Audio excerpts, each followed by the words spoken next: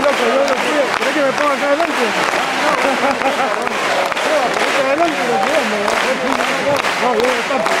Compañeros, compañeras, mendocinos, qué lindo. Saben que con Anabel, con los compañeros que estaban organizando cuando nos hablaron del pronóstico del tiempo, la preocupación no era solo hacerlo, que teníamos programado hacerlo al aire libre en una plaza. El problema era también que me decían que un domingo en Mendoza de lluvia, ¿no? Había alguna preocupación, teníamos alguna preocupación a ver si íbamos a poder contar con ustedes para tener hoy esta charla. Me parece que los compañeros me decían no te preocupes porque el peronismo, el Frente para la Victoria, las organizaciones en Mendoza, a pesar de todo, a pesar de la derrota electoral que sufrimos, a pesar de lo que pasa en la provincia, a pesar de la campaña mediática, a pesar de todo, no solo vamos a volver, sino que no nos fuimos, no nos vamos a ir, estamos acá, que nos oigan todos. En mi sueño es que nos vamos a ir o que nos vamos a callar la boca, por más Clarín, por más Nación, por más Bonadío.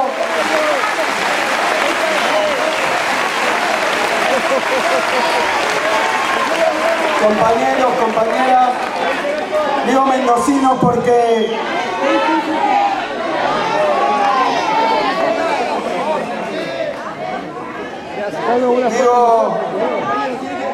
digo mendocinos porque sé que entre ustedes hay muchísimos compañeros que forman parte de movimientos, de organizaciones, que tienen claras sus convicciones, sus ideas, pero la verdad es que me propongo hablar como tenemos que hacerlo en esta etapa. Me propongo hablar no solo entre nosotros, para los que estamos convencidos de ciertas cosas, para los que sabíamos lo que podía hacer Macri si llegaba a la presidencia, sino que el enorme esfuerzo que tenemos que hacer en este tiempo, en esta época, es el esfuerzo por poder llegarle a los millones y millones de argentinos que muchas veces reciben de ese bombardeo de medios de comunicación, ese bombardeo de una cadena nacional que se ha dedicado a embarrar a nuestro gobierno, a entorpecerlo, y que ahora con la misma fuerza o más se dedica también a embellecer al gobierno de Macri y a ocultar las cosas que pasan, sus consecuencias. Por eso acabo de venir, miren, si yo no venía hoy a Mendoza, si no veníamos con Juan Cabandier, hoy acá no nos hubiéramos enterado.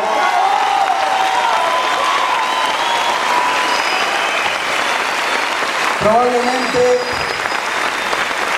no nos hubiéramos enterado de que acá en Mendoza se están sintiendo y fuerte los resultados y las consecuencias del ajuste de Macri. No lo hubiéramos sabido, no hubiéramos sabido que había un acampe de compañeros estatales que han echado, que hay una multisectorial, que se va a marchar el lunes y que van a marchar los mendocinos.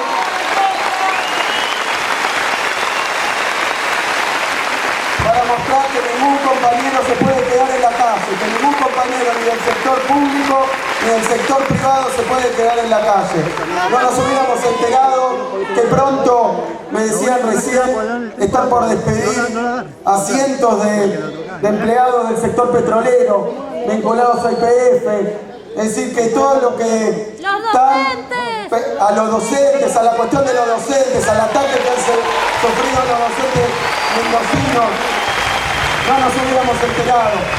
Y eso no es porque ustedes no estén organizados o porque ustedes no estén luchando, eso es porque hay una complicidad de determinados medios de comunicación que trabajan para que lo que hace Macri no se entere nadie y para conseguirle apoyo a Macri aún con todo lo que está haciendo.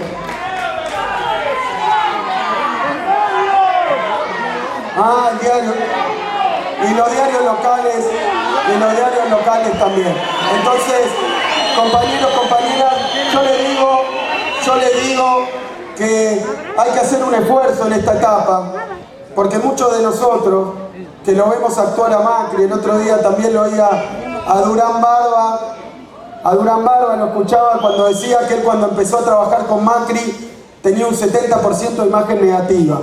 Pero Macri no tenía un 70% de imagen negativa como algunos dirigentes nuestros que tal vez tienen imagen negativa porque no hay día que el diario Clarín no les tire un balde de barro en la cabeza, que algún juez no se preste a citarlo o a llamarlo, a hacerle una causa, que prospere una causa. No por eso. Tenía esa imagen negativa por las cosas que hizo Macri y su familia, porque han estado trabajando y viviendo en la teta del Estado durante años de años, porque han tenido la privatización del correo, porque han tenido causas de contrabando, porque han trabajado siempre de la misma manera. Y sin embargo, la tarea que llevaron adelante, que además quiero advertirles que no es una tarea que nosotros podamos decir esta elección la ha ganado un genio de la comunicación, que se le ocurrió algo buenísimo para hacer, para ensuciarnos a nosotros y limpiarlos a ellos, o para confundir, o para cambiar los ejes del debate. No es eso. Este mismo método, esta misma metodología se ha usado a lo largo y a lo ancho de América Latina, donde hay un proceso popular, donde hay un gobierno nacional y popular, y sobre todo si está integrado y si busca integrarse con Latinoamérica, lo han atacado de la misma manera, han desarrollado candidatos que están sacados todos de un mismo molde. Por eso, creo que nosotros tenemos que buscar un lenguaje, una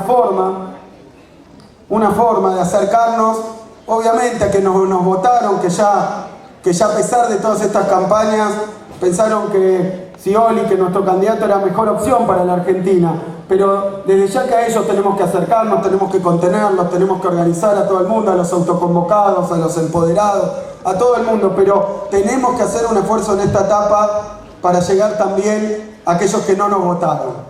Tenemos que buscar un lenguaje, tenemos que buscar una forma, tenemos que buscar una manera militante de acercarnos a todos aquellos que no nos votaron. Porque lo que yo creo que se ha configurado en la Argentina,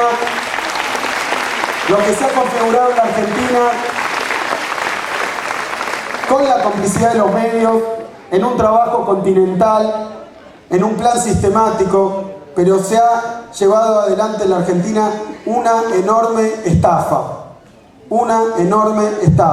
Basta repasar los puntos centrales de la campaña de Cambiemos, del PRO. Ni hablar de todo el discurso republicano que tenían hasta que pisaron la Casa Rosada y empezaron a firmar decretos y pasarle por encima a las leyes y a la Constitución.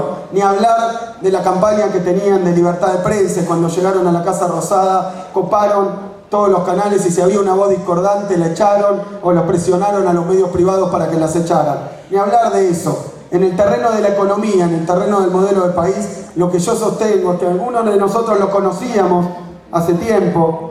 Yo personalmente conozco a los economistas que acompañan a Macri y no esperaba otra cosa de los Melconian, de los Sturzenegger, de los Prat. No se podía esperar otra cosa del equipo económico de Macri,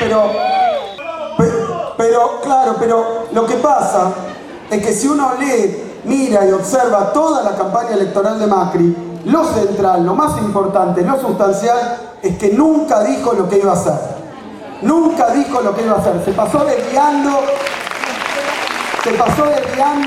el debate hacia otros puntos laterales, distintos, distrayendo, hablando de otros temas, de la forma, de la alegría, de la república, y nunca dijo qué plan económico venía a aplicar a la Argentina. Por eso yo digo que no es difícil acercarse a quienes lo votaron, porque quienes lo votaron, muchos de ellos lo votaron y han sido víctimas de una verdadera estafa. Macri dijo que iba a sacar el impuesto a la ganancia para aquellos que pensaban, porque leyó las encuestas, que había una preocupación de una parte del movimiento obrero y de una parte grande del movimiento obrero, entonces fue y dijo: yo voy a sacar el impuesto a las ganancias. Y la medida que aplicó fue ampliar el impuesto a las ganancias, y hoy en día más trabajadores y más jubilados que los que pagaban antes el impuesto a las ganancias están alcanzados, y eso antes de una paritaria que todavía no llega y no sé si va a llegar. Entonces, quiero decir, con el tema del tipo de cambio, con el tema de las tarifas, hizo lo mismo. Es muy fácil encontrarlo a Macri. Miren el debate nada más, aquel debate previo al balotaje, donde cuando el candidato del Frente para la Victoria le dice: vos vas a devaluar, vos vas a subir tarifas, vos vas a abrir las importaciones, Él le dice mentira. Mentira, ¿en qué te convirtieron? Panelista de 678. Es decir que lo que hizo fue estafar. Es algo que en la democracia no está tipificado como un delito, pero es una estafa, porque a los que lo votaron también lo estafó. También los estafó. Vino a hacer otra cosa en Argentina. En eso hay que ser pacientes. Hay que ser pacientes, hay que ir con humildad, pero hay que hacer comprender que no es que por tontos, porque se equivocaron, sino porque los estafaron. Fue una verdadera estafa. Vino a hacer una cosa, dijo otra, habló de otros temas, se presentó con su mujer, con su hija, recorrió, pero nunca habló del programa económico que iba a llevar adelante, y de eso quería hablar hoy, para darles elementos a muchos de ustedes, aquellos que no son parte de nuestro frente, para aquellos que no son parte de nuestras organizaciones, para que vean cuál es una mirada distinta a la que hoy están pasando los cronistas, los columnistas de Clarín, de La Nación, de los noticieros, de los canales más escuchados, más mirados, para que tengan otra mirada, y para nosotros, para nuestro movimiento, para que tengan, de mi punto de vista, cuáles son algunos argumentos sencillos, simples, para poder transmitir lo que está pasando. Axel, sí. no es una etapa cuando se hace historia. La derecha nunca ayudó al trabajador. Entonces no se le... Absolutamente. Pero, ¿sabés qué? Los medios de comunicación tienen esa cualidad de ir cambiando, de que sea todo inmediato, toda la inmediatez, este tema, un tema, otro, y borra la historia. La verdad que la historia no existe. Fíjense que la campaña de Macri no se inscribe en ninguna tradición. Él viene de la nada acá, es la renovación de no sé qué, y cuando lo vemos actuar y lo vemos con quién está, tampoco dijo, hablando de estafa, tampoco dijo que iba a poner a los gerentes de las grandes empresas a controlar los sectores y a regular los sectores de los que son empleados. No dijo que iba a poner al gerente o al presidente de Shell Argentina a manejar el sector energía. No dijo que iba a poner en el Banco Central o que iba a poner en el Ministerio a la gente de la banca extranjera. No lo dijo tampoco. Y es un dato que no es menor. Entonces yo lo que quiero señalar en términos de lo que está ocurriendo, me parece que, como bien decía, me parece que en términos de política económica, si uno no supiera... ¿Pasó algo?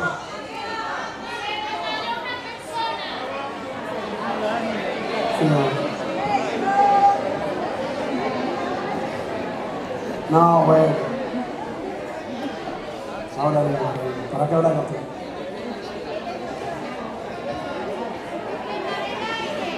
¿Ya está?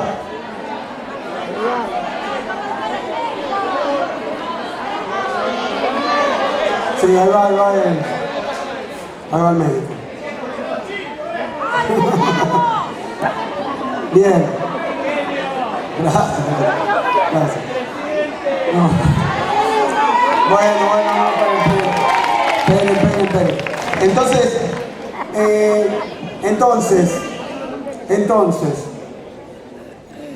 lo que a mí me parece en términos de política económica, lo que les quiero decir, porque ha habido mucha maniobra discursiva, mucho argumento, mucho de este programa de ayudarlo a Macri, mucho de ese intento de atribuir esta política económica a una herencia del pasado, ahora me voy a referir también a eso, mucho de atribuirla a determinadas circunstancias, pero la verdad es que el plan económico que está llevando adelante Macri no tiene nada de nuevo, no tiene nada de original, ni siquiera tiene nada de argentino.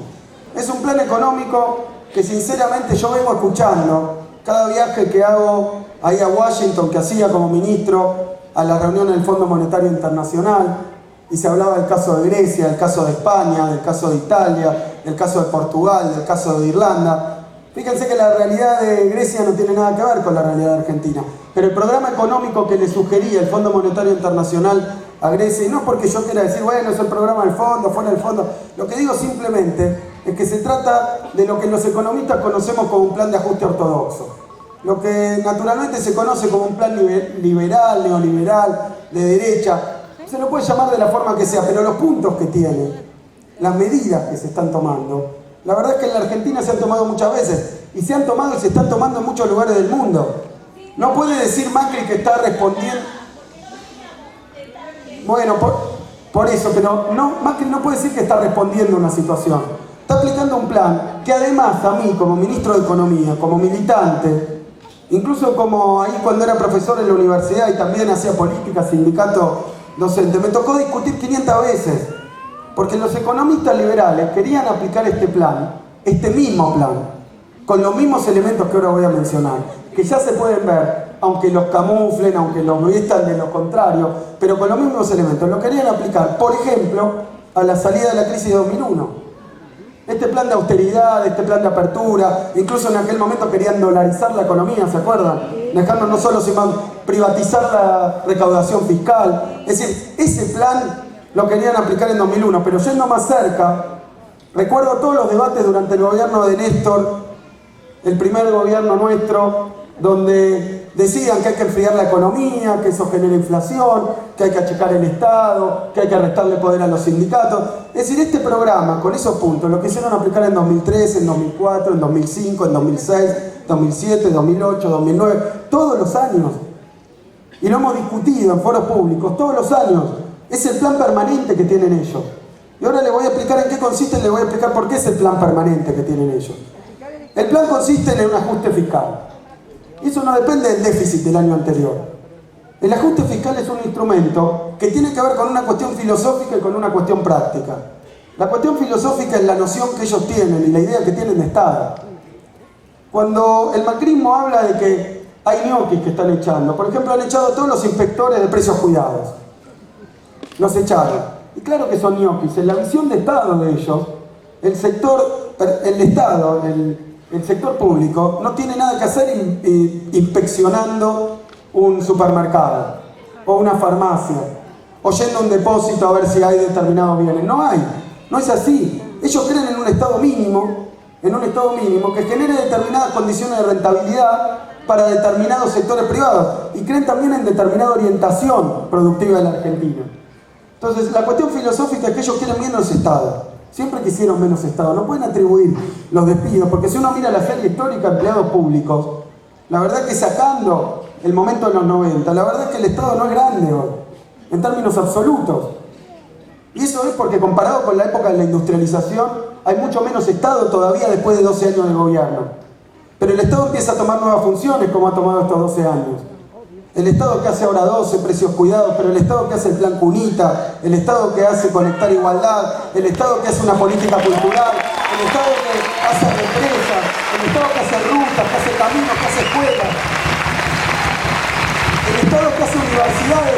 Díganme si no tiene que tener más empleados públicos. Claro que tiene que tener, porque nosotros creemos en ese Estado, ellos no creen en ese Estado. Pero entonces esa política de ajustar, de reducir el Estado, tiene también un correlato financiero. Ahora vamos a hablar de para qué van liberando fondos, para qué usan los fondos, a qué se destinan los fondos de la recaudación. Pero entonces quieren un Estado más chico, quieren la apertura de la economía. Y miren que lo han hecho. ¿Se acuerdan todo lo que cargaron diciendo que las dejáis, que el trámite burocrático, que no sé? Eso era todo el preludio que venía antes de la apertura indiscriminada del comercio que ya está llevando adelante el gobierno de Macri. Basta recorrer la góndola de los supermercados, también las jugueterías, también los negocios textiles, para empezar de nuevo a ver esa lluvia de importados, de productos importados, a veces de una buena calidad, a veces de un buen precio, pero seguro, sin que atrás de cada uno de esos productos importados haya ni un gramo ni un centímetro de trabajo argentino. Ni un centímetro de trabajo argentino, ni una gota de trabajo argentino. Pero eso no lo tienen. Eso no creen. Y adscriben una corriente de pensamiento en la Argentina que tiene añares. Por eso nosotros hablábamos tanto de dos modelos de país. Porque esto atraviesa toda la historia argentina.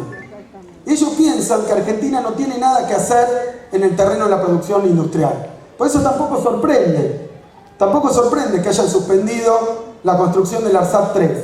Tampoco sorprende que estén echando trabajadores de... Aunque no lo digan, no sorprende, no quieren que acá se produzca ciencia y tecnología de punta. No es el modelo que tienen. Es un país que se tiene que dedicar solamente a determinadas actividades, pero seguro no tiene por qué ponerse a competir con otros países que para ellos son más productivos, más eficientes.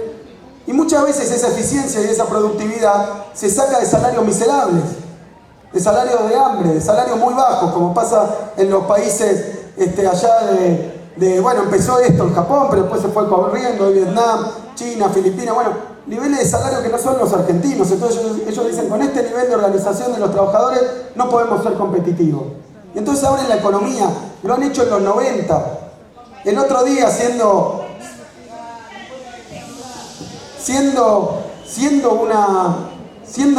un aniversario, hace poquito el aniversario del golpe de Estado, a mí me tocó dar una conferencia comparando diferentes planes de gobierno de la dictadura del 56, de la dictadura después del 76, después el plan económico de los 90. Entonces cuando uno compara, cuando uno mira en perspectiva histórica, se encuentra siempre repetidamente las mismas medidas: apertura de la economía, achicamiento del Estado, apertura de la economía, apertura de lo que los economistas llamamos técnicamente, pero para explicarle a todo el mundo, nosotros llamamos apertura de la cuenta de capital. Pero ¿saben qué es? Básicamente sacar todos los controles al ingreso y a la salida de los capitales. Básicamente permitir, y por qué no promover, la fuga de capitales en la Argentina. Acá en Argentina,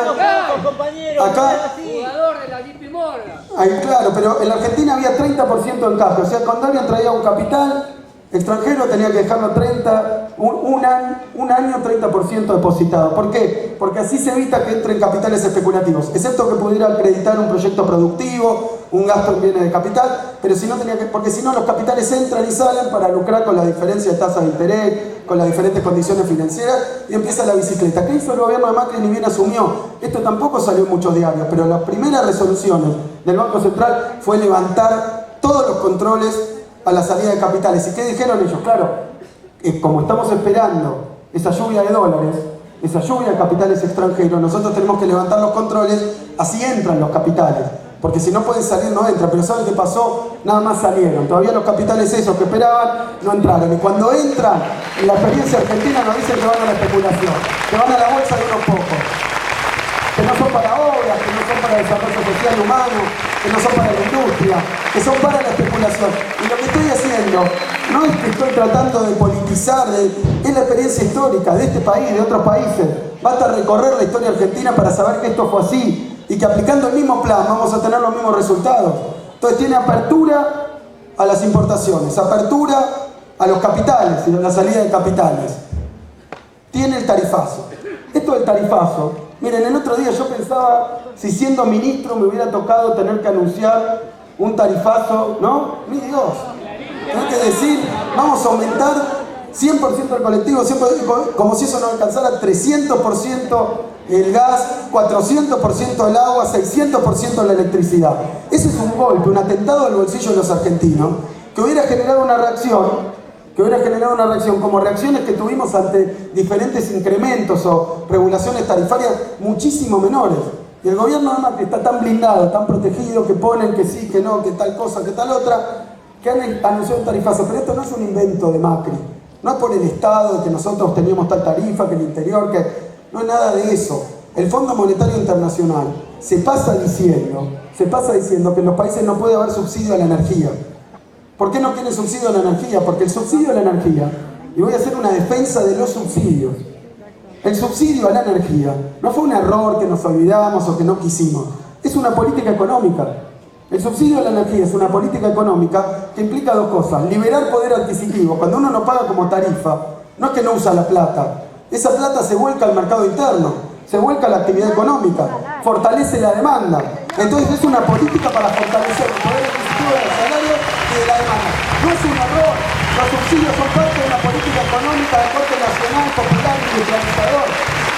Por eso lo sacan, no porque no les den la cuenta, no porque quieran generar equidad, por eso lo sacan. Pero además, una cosa que está empezando a surgir ahora es que si uno saca los subsidios, ignora que los subsidios son también una política de desarrollo industrial, que no son solo para los consumidores, no son solo para los ciudadanos como consumidores, sino también es para el sector productivo.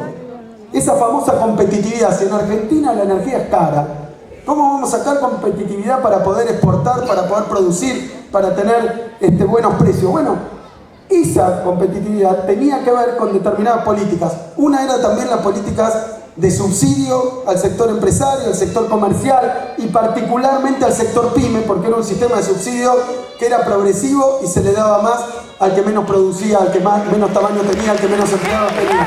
Era una política para la producción. Y ahora lo vemos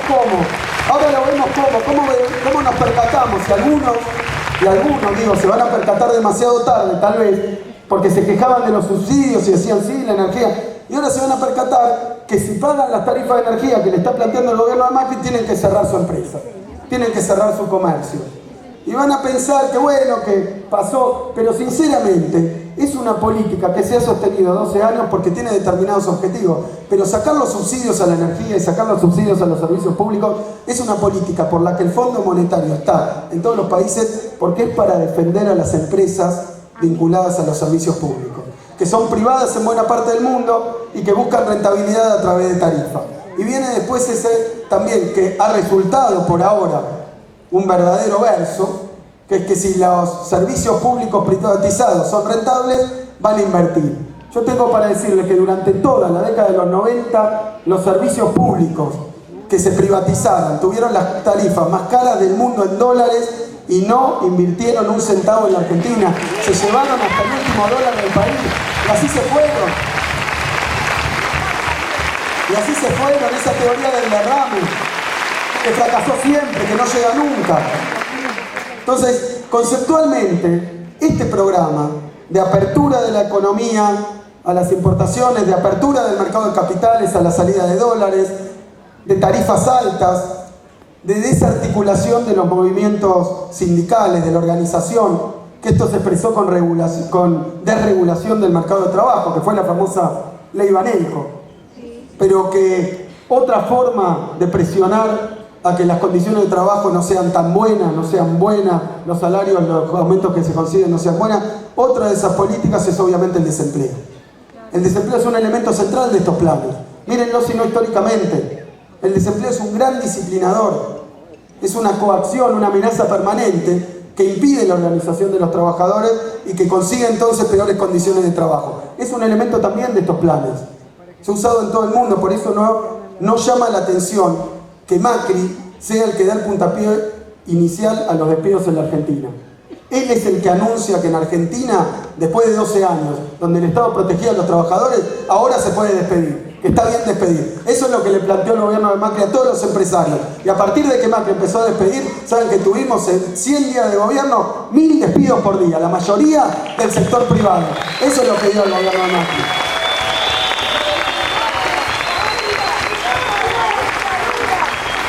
Entonces, estos elementos, si ustedes los rastrean históricamente, basta leer la prensa, basta preguntarle a algún compañero que haya pasado, que haya experimentado en los 90, los 70, algún compañero que tenga recuerdo de la fusiladora, que pueda contar cómo fue cuando llegó el gobierno y entró al Fondo Monetario Internacional y comenzó el ciclo de endeudamiento. O sea que hay un elemento que al gobierno de Macri le faltaba para completar el recetario de la ortodoxia, que era el endeudamiento.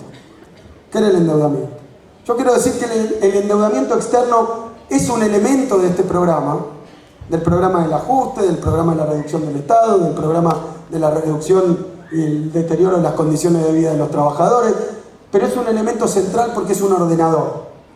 Siempre ha funcionado de la misma manera. Por eso yo advierto, más allá de que después voy a hacer algún comentario del tema de los buitres, de los fondos buitres, pero yo creo que el gobierno de Macri va corriendo a pagarle a los buitres, llega al peor acuerdo que nos podíamos haber imaginado en términos de negociación, una negociación que hace desesperado a las apuradas, porque lo hace apurado por los bancos, lo hace presionado por los bancos, no es al revés, no es que Macri le paga a los buitres para después ver si se puede endeudar, sino que busca endeudamiento y le dice, mirá, la primera condición que te vamos a poner es que le pagues a los buitres. Es más, miren la condición que le están poniendo, que paguen efectivo. O sea que el endeudamiento que le van a dar, si alguna vez hemos discutido nosotros, y esto puede ser bizantino, si la deuda que va a entrar después se va a usar para obra, para industria, o si se la va a llevar la especulación. Bueno, nos han ahorrado este debate, porque los 12.500 millones de dólares que van a tomar, no van a pasar ni un segundo por la República Argentina. Se van a ir directamente al pico de los buitres, sin pasar ni un segundo por la República Argentina. Es la más escandalosa operación de deuda externa que hayamos tenido. La toma para pagarle a los especuladores. No es ahora que hay un mecanismo indirecto por la tasa de interés que yo podría estar explicándoles cómo entra, sale, dónde... No, directamente. En el acuerdo que firman con Paul Singer pone el CBU. Dice, acá, claro, dice...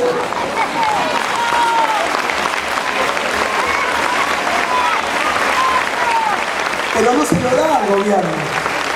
Ponen el acuerdo, Guillermo, decime si no es así. Lo decíamos en el Parlamento, no tenían que contestar, por eso votan esto, presionados uno, malhumorados, diciendo que es malo, pero que puede ser bueno. Y básicamente bajo presión, bajo extorsión. Votan bajo extorsión. Los que votan bajo extorsión o bajo incentivo. Bajo una extorsión, no incentivo. ¿Y saben por qué lo hacen? Pero, perdón, quiero marcar esto, lo hacen y nadie, absolutamente nadie defiende este acuerdo, porque ahí decía, lo que dice Paul Singer como una de las condiciones, es que la plata tiene que ir del banco de la JP Morgan a la cuenta de él. No puede ni siquiera tocar la Argentina, es una cosa degradante, humillante, y eso le firma el gobierno de Macri, por eso empieza a apretar, porque es insostenible el acuerdo que propone.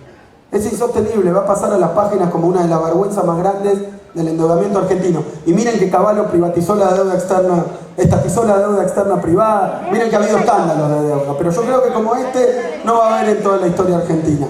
Y en ese sentido, a mí me parece, marco esto,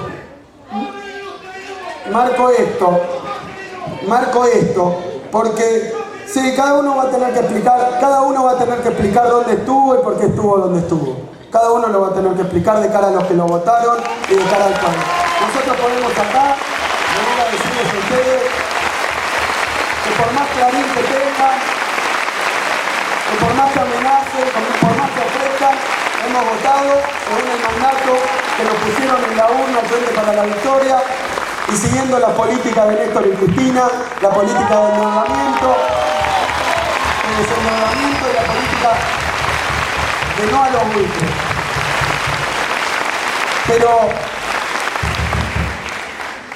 Pero la deuda externa, que es el momento que se viene. Y déjenme contarle un poquito cómo veo yo que esto fue ocurriendo.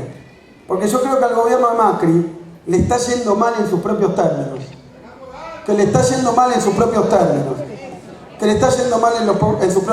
¿Por qué? Porque, ¿se acuerdan cuando Prat Gay anuncia como si fuera un enorme logro y parecía, digo yo, como San Martín diciendo seamos libres, ahora podemos comprar $2 millones, todos los argentinos, $2 millones que podemos comprar todos nosotros, así que sean más alegres, sean más felices. Ahora la gente no puede comprar pan y el tipo decía que teníamos que ser más felices porque podían comprar $2 millones los argentinos.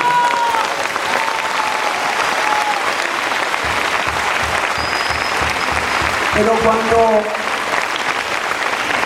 cuando Prat Gay anuncia esto, dice, presten atención, está ahí en la red, ahora la red te escracha, no hace falta 678, olvídense porque está ahí en la red. Ustedes ponen el discurso de Prat Gay y Prat Gay dice esto.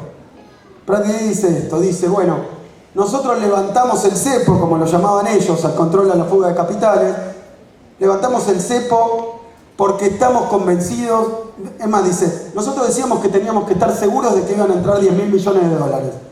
Pero después de hablar con los empresarios argentinos, con los banqueros argentinos, con los banqueros extranjeros y con el sector agropecuario, estamos seguros de que van a entrar entre $15.000 y $25.000 millones en las próximas 4 semanas.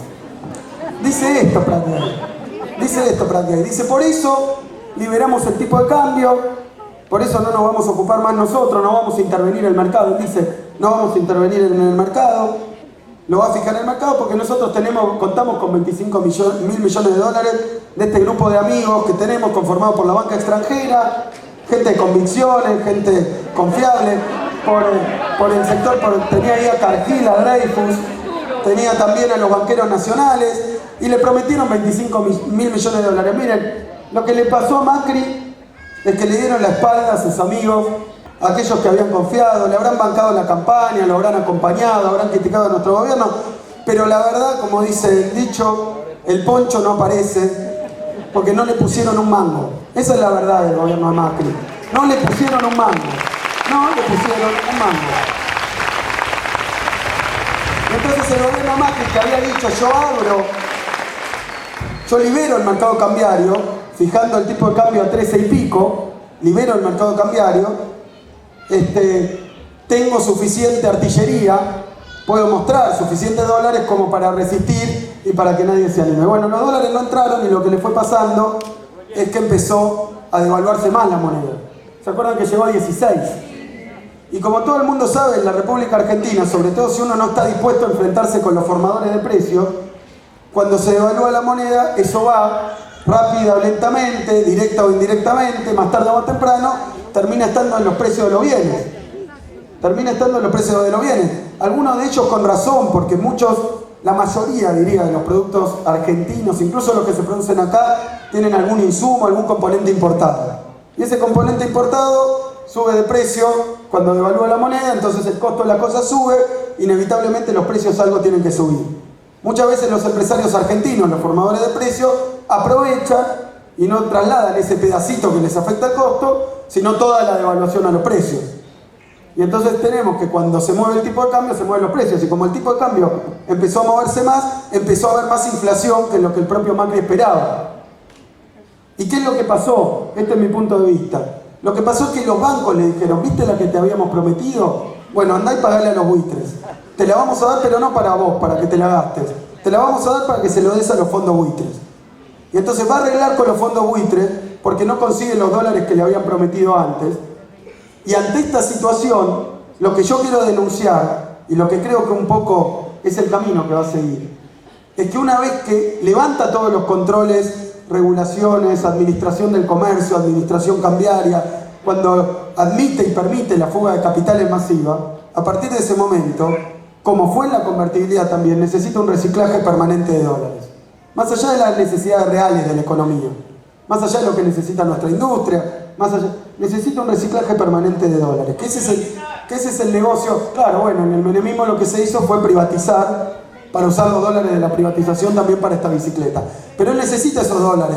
Y esos dólares, a mí no me llamaría la atención si, dado que los bancos le dieron la espalda y ahora le pusieron condiciones, que ahora tenga que ir al Fondo Monetario Internacional. Y ya empezó a aparecer en los diarios, por eso a mí no me llamaría la atención, y esta es otra cosa que tampoco Macri dijo en su campaña, y que me parece que no creo que todos los argentinos hayan olvidado aquella otra experiencia, cuando el Fondo Monetario Internacional nos llevó de la mano, éramos el mejor alumno del Fondo Monetario Internacional en los 90 y terminamos estrellados contra una pared, le soltó la mano al gobierno, un gobierno que era más chupamedia, no podía ser, se la pasaban en Washington, había puesto hasta el mismo ministro de Economía para conseguir la plata, y un día le dijeron no hay más plata y se estrelló el país y fuimos a la peor de las crisis. A mí no me extrañaría que el programa de Macri nos esté llevando hacia la vuelta al Fondo Monetario Internacional, que la próxima estación sea pedirle plata al Fondo Monetario Internacional. ¿Saben qué? Nosotros acá le vamos a decir a Macri que no vuelva al Fondo Monetario Internacional,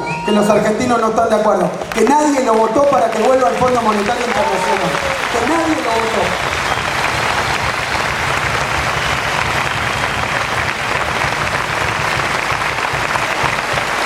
Los que lo votaron.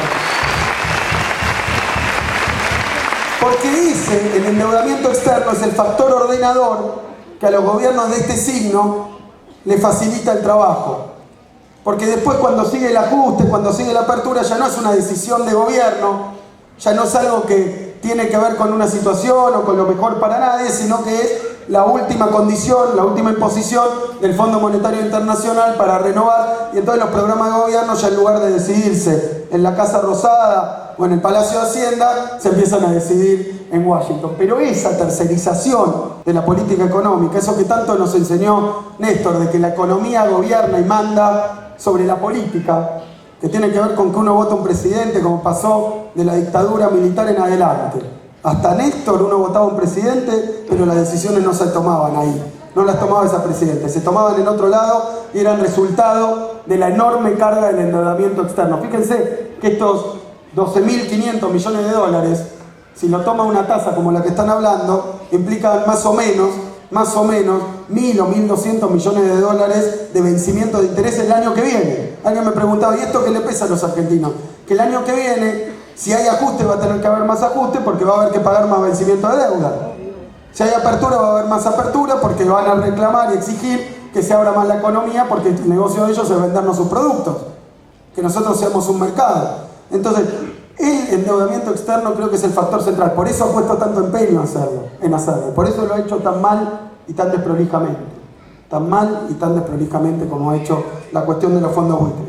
Y a mí me parece que este programa, que hablando con cualquier argentino que haya vivido y experimentado alguna de estas etapas, lo puede entender fácilmente, porque aunque los diarios lo ocultan, aunque lo muestran fragmentado, aunque cada medida que toma la justifican con que fue Cristina, con que fue tal cosa, con que fue tal otra, claramente es el mismo programa que sale del mismo molde de los programas de ajuste estructural que tuvo la Argentina en tantas oportunidades.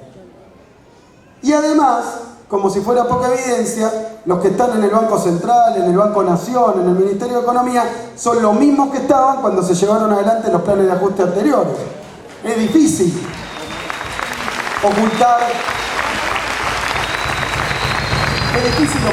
cuál es esa intención que tienen. Entonces quiero detenerme un poquito en lo que están usando para configurar esta estafa. Un punto central es que no lo dijeron en la campaña, porque en la campaña no enumeraron estas medidas. Es más, cuando se les preguntaba las pocas veces, eso tuvo de bueno el debate, que alguien le pudo preguntar cara a cara, porque los periodistas cómplices le decían, ¿y usted qué va a hacer con no sé qué, con los globos, con la Casa Rosada, va a mudarse a Olivo? Pero nunca le preguntaban lo que había que preguntarle, ¿qué piensa hacer con el país? ¿Qué va a hacer con sus trabajadores? ¿Qué va a hacer con sus jubilados? Y cuando le decían, no, lo que está bien va a seguir igual. Y así fue mintiendo toda la campaña, pero cuando lo confrontaron con estas preguntas, mintió. Cuando le preguntaron, hay muchas evidencias de que no dijo esto, es más, dijo lo contrario. Mintió. Pero además, ahora están recurriendo, que yo también creo que es un plan B de emergencia. Porque cuando empezó el gobierno, de Cristina no hablaban, de su exministro no hablaban, del kirchnerismo no hablaban, habían armado y construido otra oposición a la medida de lo que ellos necesitaban, una oposición madura, responsable, cómplice, que era una oposición que les iba a votar las cosas importantes, iban a encontrar algún detalle en el cual enfrentarse y tratar de armar una especie de pantomima de que había dos factores en la política argentina, pero no existía el kirchnerismo. A pesar de que habíamos sacado 49%, que habían ganado por un solo punto, querían hacer que no existía el kirchnerismo. Y sin embargo, bueno, ¿qué más evidencia que esto? El kirchnerismo existe.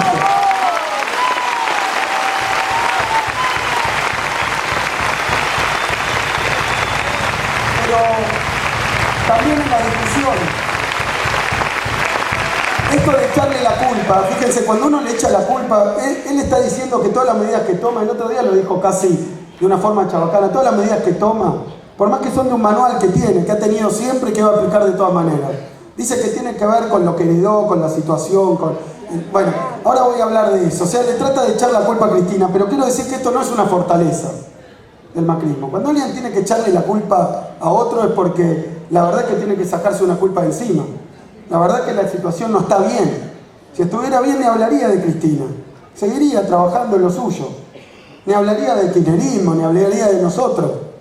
Lo tiene que hacer porque la gente se empieza a dar cuenta que esto lo perjudica. Entonces está buscando, como un nene de 4 años, a quién le puede echar la culpa, que fue el compañerito, que fue el anterior, que fue el de allá, que fue el de acá. Pero yo creo que esta mentira no dura demasiado tiempo. Además, se le está cayendo a pedazos. Le voy a decir algo porque lo repitieron como un mantra toda la campaña electoral.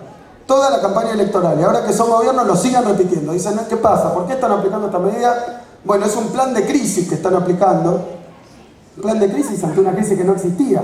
Están tratando de fabricar la memoria de una crisis que no está. Y para colmo con el error de que cuando apelan a la memoria de la gente, lo que se va a acordar la gente, lo que se va a acordar la sociedad es 12 años donde cada año estaba mejor. No una crisis. Eso es lo que se va a acordar. Así que bienvenidos, discutamos qué pasó en el kirchnerismo. No lo pueden borrar de la historia. Ahí están las miles de industrias, ahí están los millones de empleos que creamos, los millones de nuevos jubilados. Ahí están las empresas que recuperamos. ¿Pero qué dice él? Bueno, lo hacía para colmo mal y con mentiras. Le voy a dar un ejemplo. El tema de que no crecíamos hace un montón de tiempo. ¿Se acuerdan? Lo vienen repitiendo. No crecimos hace 4 años. Resulta que el INDEC del señor Todesca acaba de decir que el año pasado se creció más que Estados Unidos, que es el país que salió de la crisis internacional. Miren si no crecíamos. Ya sabe a qué tiene que consultarle si quiere volver a crecer. Le tiene que consultar a Cristina qué políticas aplicaba para volver a crecer. Esa es la política que salió.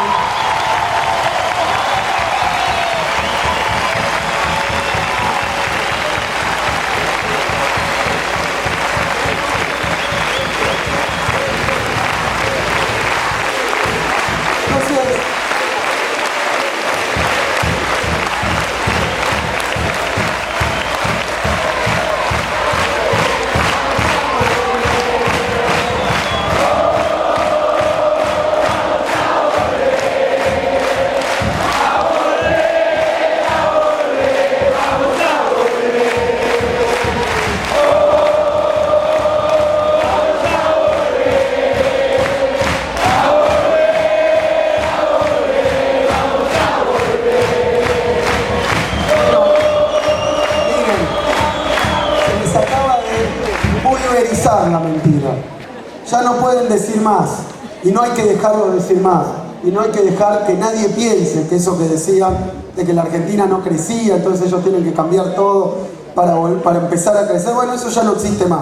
El propio INDEC de Macri, que además creo yo que ha tirado la cifra para abajo, pero no pudo negar que el año pasado fue un año de crecimiento, como no va a poder negar que en estos 100 días de gobierno lo que ha pasado es que se ha revertido, se ha destruido esa política económica, y con esa política económica los resultados que vimos estos últimos 12 años. Pero además hay otro tema, miren, el tema de la inflación. Yo sé, compañeros, que cuando uno va dice, pero ustedes negaban la inflación, ustedes no hacían nada. Miren, yo cuando asumí de ministro de Economía en 2014, bueno, fue final de 2013, pero 2014, enero de 2014, nosotros cambiamos el índice de precios, ¿se acuerdan? El IPC NU. Y fue un mes donde hubo una devaluación del 20 y pico %, que hicieron un escándalo, dijeron cómo van a devaluar. ¿Se acuerdan que nosotros mostramos que había una corrida y que el responsable de la corrida hoy lo han premiado y es ministro de Energía, ¿no? Pero, entonces, bien, pero lo que quiero decir es que esa inflación del mes de enero fue de 3,7% en un mes.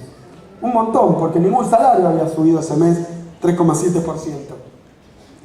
¿Qué es lo que nos tocó hacer? Primero lo dijimos, sí, hubo una inflación del 3,7%, se vio este factor, este otro factor, y vamos a hacer esto, esto y esto. ¿Qué era esto, esto y esto? Y lanzamos Ahora 12, lanzamos Precios Cuidados, lanzamos el Procrear, lanzamos el programa Progresar, lanzamos su beneficio. Y citamos uno por uno los sectores concentrados que estaban subiendo los precios y los hicimos bajar los precios. Miren, a tal punto fue así que lo primero que dijo Pratgay, creo que en esa misma conferencia, se van a retrotraer los precios a octubre de 2018, porque la verdad es que lo que ha pasado es que siguen creciendo más. El gobierno no va a trabajar para sostener el poder adquisitivo del salario. No lo está haciendo. Y lo que nosotros dijimos es verdad, ha ocurrido esto, pero vamos a dar certidumbre cambiaria, vamos a trabajar sobre los precios. Ahí con Juan se hizo mucho trabajo, primero con Mirar para Cuidar, después con Precios Cuidados. Es decir, se trabajó en diferentes programas para controlar los precios, se armaron acuerdos en todos los sectores que tenían elementos importados, se trabajó fuerte y el resultado estuvo a la vista. Porque yo me acuerdo que ese mes que nosotros dijimos 3,7, Patricia Bullrich, hoy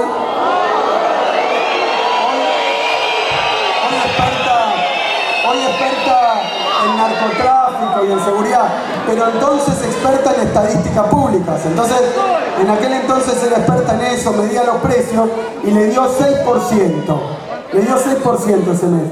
¿Y saben qué? al cabo de un año y pico, el índice de precios de Patricia Bullrich, que estaba inflado, que no tenía estadísticas, que era una mentira, aún así le daba 1,5. Es decir, que la inflación de ese 3, de ese 6 de ella había bajado a 1,5. En nuestro caso, es decir, que se habían tomado medidas tendientes a reducir esa dinámica de los precios. Pero independientemente de eso, ustedes se acuerdan, porque pasó eso, ¿qué es lo que hizo el gobierno de Cristina?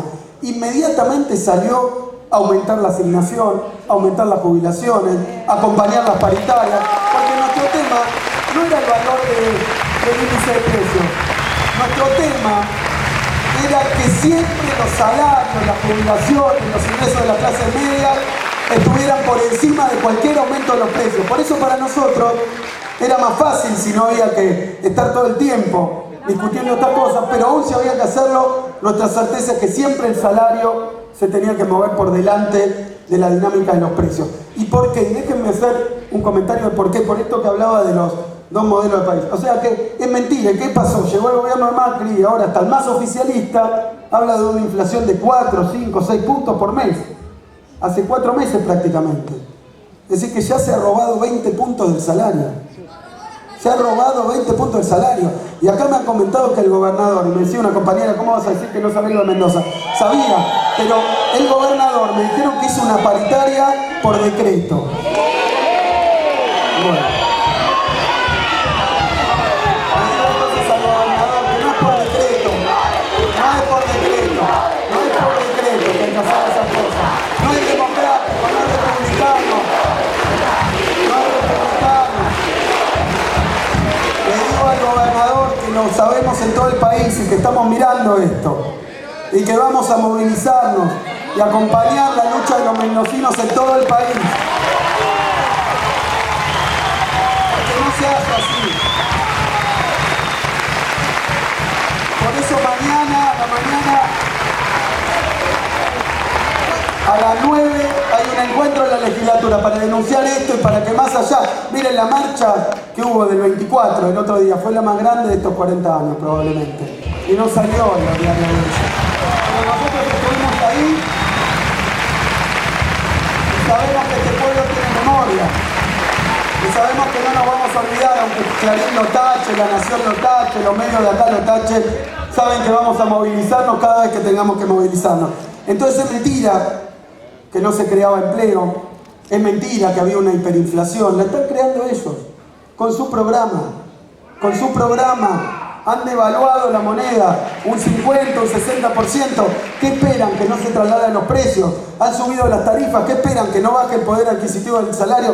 Por eso cuando digo dos modelos de país, nosotros cuando apostábamos a jubilaciones altas, asignación universal por hijo, programa Progresar para que los pibes vuelvan a estudiar, cuando pensábamos en eso, pensábamos en una necesidad social, las moratorias jubilatorias, es decir, la inclusión jubilatoria, otro punto impensado, pero no era simplemente una política de resarcimiento, una política, digamos, de carácter social, una política de cobertura, era una política económica, pero de otra escuela que la que piensan estos señores. Nosotros estamos convencidos de que la distribución del ingreso y de la riqueza no solo es justa, no solo hay que hacerla, no solo es un derecho de nuestro pueblo, sino que además es la mejor política económica.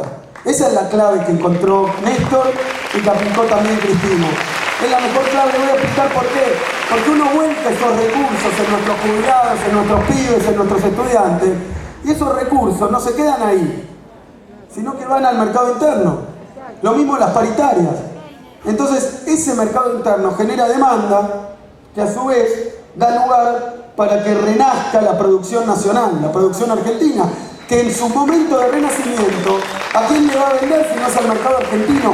Es esencial generar un mercado interno sólido para poder industrializar el país.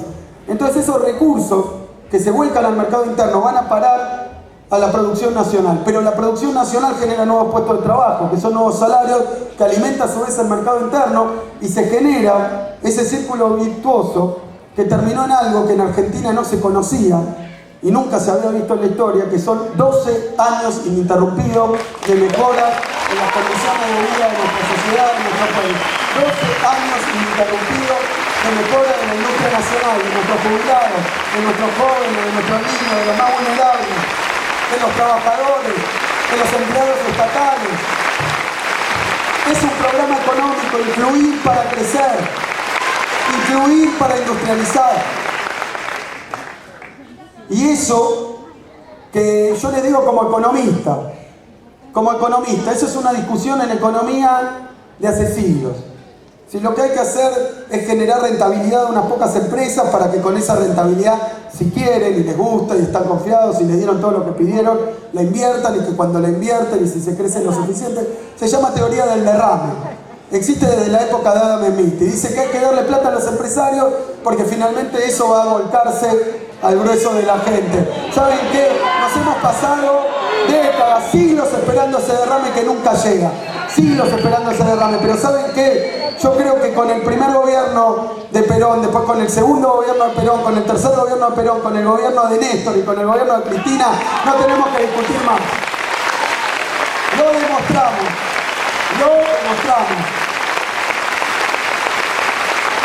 No hay que crecer para que después, por gracia divina, alguien de los que está abajo de la pirámide ligue algo, si es que llega. Hay que hacer al revés. La inclusión social es nuestra política de crecimiento. Así que nosotros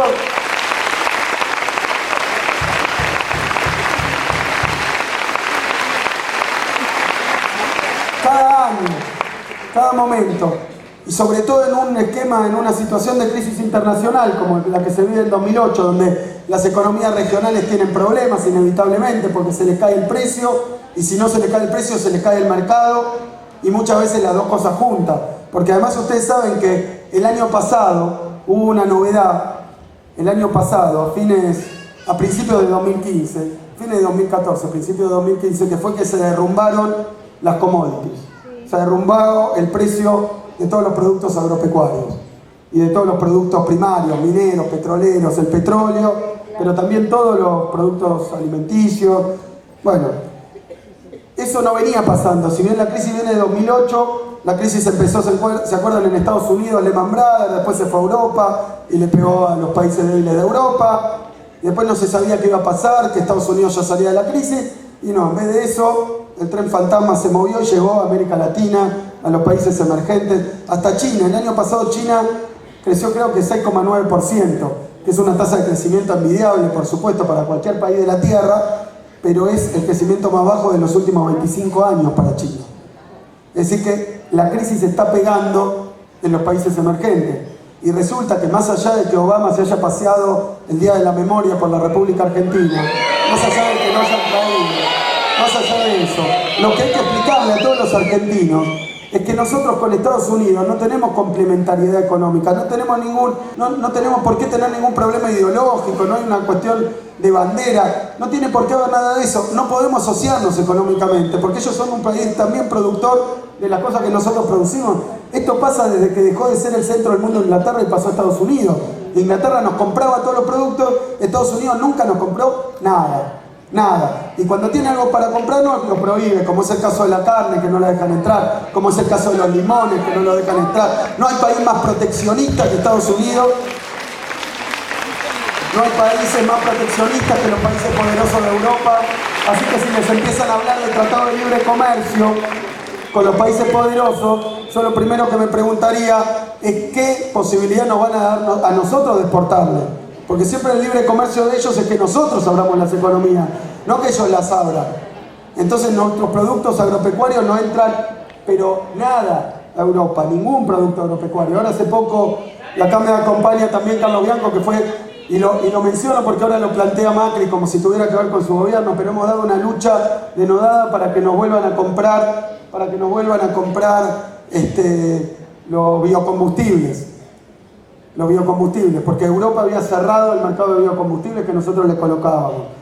De la misma manera, para que vuelvan a comprar carne, se ganó un juicio contra Estados Unidos en la OMC. Lo mismo estábamos haciendo para el caso de limón. Pero quiero decir que nosotros los productos se los vendíamos mayoritariamente al mercado ruso, al mercado chino o al mercado brasileño. Lo que ha pasado el año pasado es que esos mercados se derrumbaron. Brasil para empezar, Rusia siguiendo, que también tuvo una devaluación como el 80%, que afectó ahí el Alto Valle de Río Negro, porque las peras y manzanas iban en buena medida al mercado ruso. Entonces se nos han caído fuertes mercados. Y la verdad es que cuando ocurrió eso, que ocurrió el año pasado efectivamente, como siempre ocurre con las economías regionales, lo que tiene que pensar el gobierno, antes que nada, es en los pequeños productores y los pequeños propietarios. Antes que nada en los pequeños. Y las grandes medidas impositivas y cambiarias, como las retenciones o el tipo de cambio, no necesariamente llegan al pequeño productor. Miren qué paradoja. ¿Saben quién se la queda? Se la queda el intermediario, se la queda el exportador, se la queda la cadena de frío, se la queda el comercializador y nunca llega al pequeño productor. Por eso los planes para combatir estos problemas de mercado y estos problemas de precio eran apuntar al pequeño productor. No darle ventaja al gran exportador, sino apuntar al pequeño productor. Pero el pequeño productor que sufrió estas cosas, ahora está sufriendo doblemente, porque esa situación internacional sigue, porque muchas veces los intermediarios, lo veía con la leche el otro día, lo veía también con la carne, lo veía con las frutas que se producen en el sur, también pasa en parte con la uva, que los precios suben en la góndola o suben en la exportación, pero no suben en igual proporción para el pequeño productor, que además le meten el tarifazo. Entonces, si tenía que regar usando la bomba que usa energía, lo fundieron igual, a pesar de haber hecho esas políticas que teóricamente lo beneficiaban. Y sobre ese problema, porque saben que, y lo decíamos el año pasado, sobre ese problema que hay crisis internacional, una forma importante y central de trabajar es fomentar el mercado interno. Porque la verdad que el mercado interno también absorbe parte de la producción, y ahora me parece que los pequeños productores van a sufrir por los dos lados. Porque si al mismo tiempo que el problema internacional continúa, además le liquidan el mercado interno, la producción no se va a poder colocar ni adentro ni afuera. Es decir, que este no es un modelo que esté pensado ni para la pequeña empresa, ni para el pequeño productor, ni para el trabajador. Entonces, yo digo, y me parece central esto, porque me están preguntando hace un rato qué hacemos, y yo pienso lo siguiente. En primer lugar, nosotros hemos dicho siempre que somos un movimiento nacional, popular y democrático. Nosotros sí somos democráticos. Así como sabemos que si se hubiera dado al revés el resultado, 51 a 49, probablemente no nos hubieran querido aceptar la victoria, como pasó en muchos lugares donde no aceptaban si perdían la elección. Nosotros la hemos aceptado y hemos pasado a la oposición. Pero ahora nosotros, les digo, porque esto es central, nosotros nos toca hoy ser oposición de un gobierno que ha mostrado en muy poco tiempo cuál es su carácter.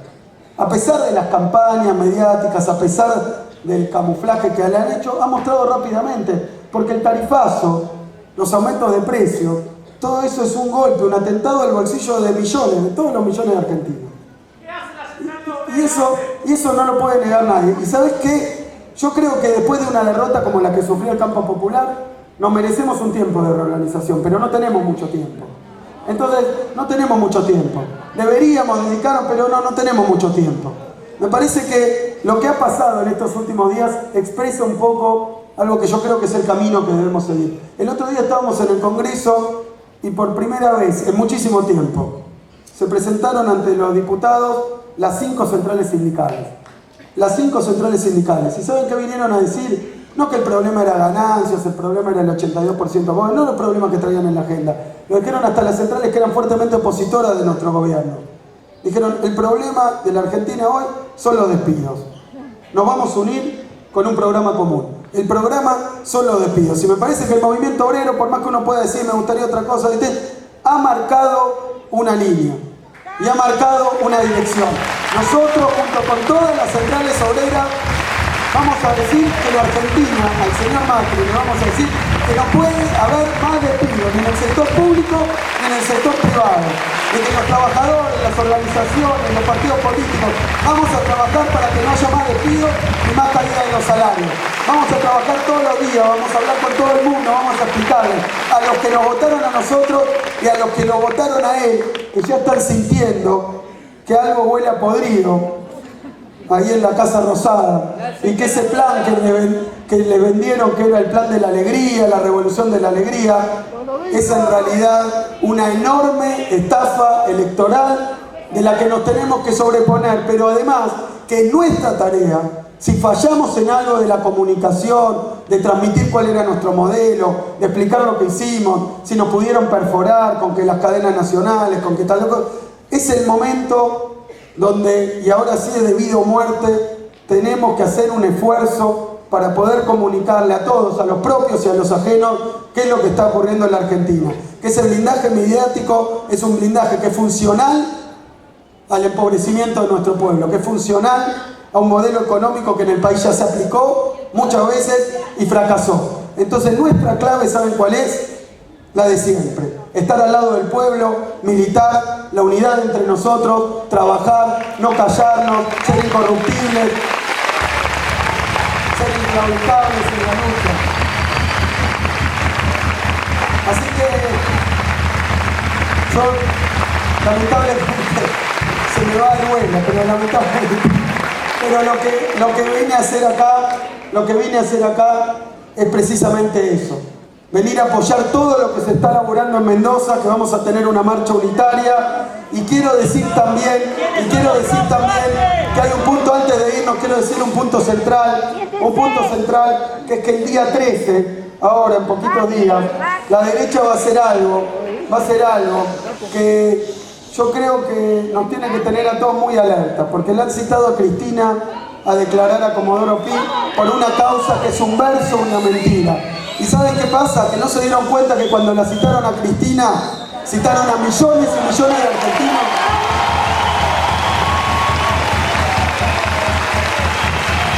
Y lo vamos a ir a defender contra el partido judicial, contra un gobierno de derecha y contra quien sea. Ya encarcelaron a Milagro Sala, libertaron a Milagro Sala. Y ya mismo que paren de hostigarla a Cristina, que no se metan con Cristina.